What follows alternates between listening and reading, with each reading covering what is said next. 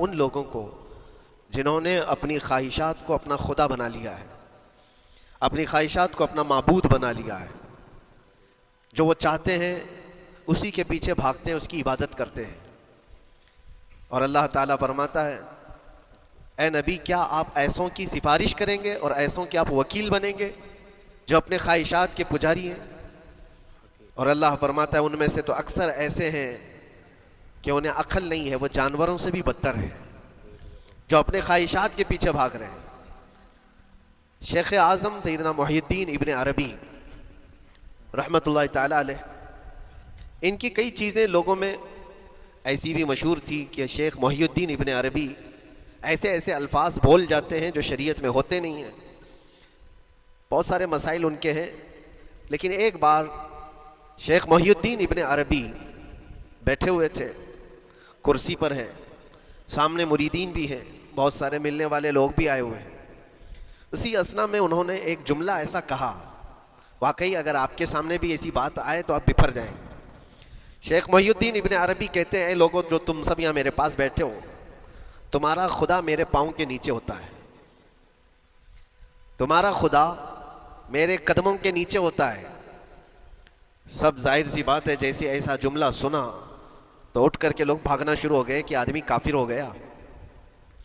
شیخ اعظم ہیں یہ حضرت محی الدین ابن عربی، جن کی بہت ساری کتابیں ہیں، تصوف میں آپ کا ایک بہت بڑا باب ہے۔ لوگ اٹھ کر کے ادھر سے ادھر چلنے لگ گئے کہ ایسے ایسے جملے بول رہے ہیں، یہ محی الدین ابن عربی کو ہو کیا گیا، خدا پیروں کے نیچے ہوگا، کفریہ جملہ ہے۔ سب تو چلے گئے، دو باقی رہ گئے۔ جو مخصوص مریدین میں سے تھے انہوں نے کہا کہ حضور جو جملے سنے ہم کو بھی کانوں پر یہ وزن لگ رہے ہیں، لیکن کیوں کہا آپ نے ایسا؟ اس کا کچھ معنی ہے؟ آپ جیسے عظیم المرتبت بزرگ سے ایسا جملہ کیسے ممکن ہے؟ انہوں نے فرمایا کہ ان سب کو بھی تو یہ پوچھنا چاہیے تھا میرے بولنے کا مطلب کیا ہے۔ فوراً بدگمانی کیا اور بھاگ گئے۔ تم دو باقی رہ گئے، میں بتاتا ہوں کہ میں نے یہ جملہ کیوں کہا تھا۔ کرسی پر بیٹھے تھے اور چٹائی نیچے بچھی ہوئی تھی یا قالین بچھی ہوئی تھی جس پر لوگ بیٹھے ہوئے تھے۔ آپ نے اپنے ان دو مریدین سے کہا یہ چٹائی اٹھاؤ۔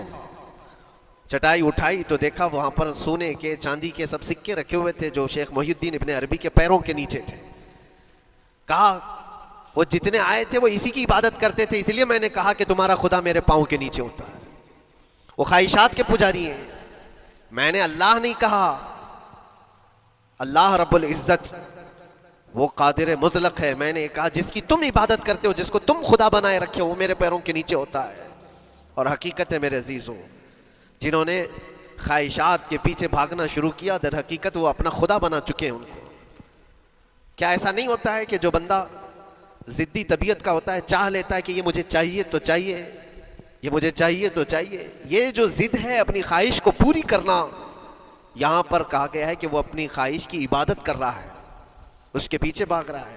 اسی لیے اللہ کے نبی صلی اللہ تعالیٰ علیہ وسلم کی ایک حدیث میں آپ کو سناؤں۔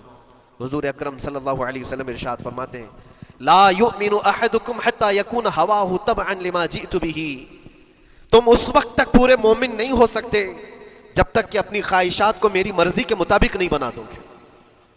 حضور کے قدموں میں لا کر اپنی ہر خواہش کو قربان کرنا ہو، یہ نہیں کہ میری چاہت تو ایسی ہے، میں خواہش ایسی رکھتا ہوں لیکن شریعت ایسا کہتی ہے۔ یہ جب ٹکراؤ آیا تو سمجھ لو کہ تمہارے اندر ایمان آیا ہی نہیں ہے، تم مومن نہیں ہو۔ مومن وہ ہے جہاں دنیا کی ساری خواہشات وہ حضور کے قدموں پر قربان کر دیتا ہے، اس کی اپنی کوئی خواہش نہیں ہوتی۔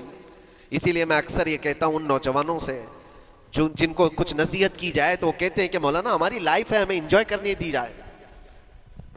کہ ابھی تو ہماری لائف ہے، ہماری اپنی لائف کو ہمیں انجوائے کرنے دیا جائے۔ نادان، کس نے کہا کہ تیری اپنی لائف ہے؟ تیری لائف ہے کہاں؟ زندگی یہ نہیں کسی کی کسی کے لیے، زندگی ہے نبی کی نبی کے لیے، اور نہ سمجھ مرتے ہیں زندگی کے لیے۔ ارے جینا مرنا ہے سب کچھ نبی کے لیے۔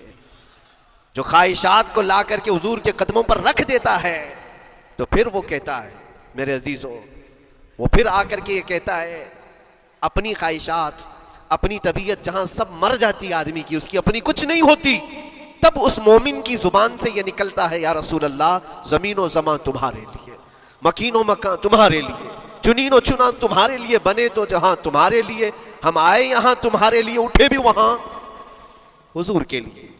उसका अपना कुछ नहीं होता, अपनी ख्वाहिश होगी तो मैं करता रहेगा, और जितनी ख्वाहिशात के पीछे भागता रहेगा दुनिया उसका पीछा कभी नहीं छोड़ती, और ना ही दुनिया उसको कभी सैराब होने देगी, कभी पेट भरने देगी ही नहीं।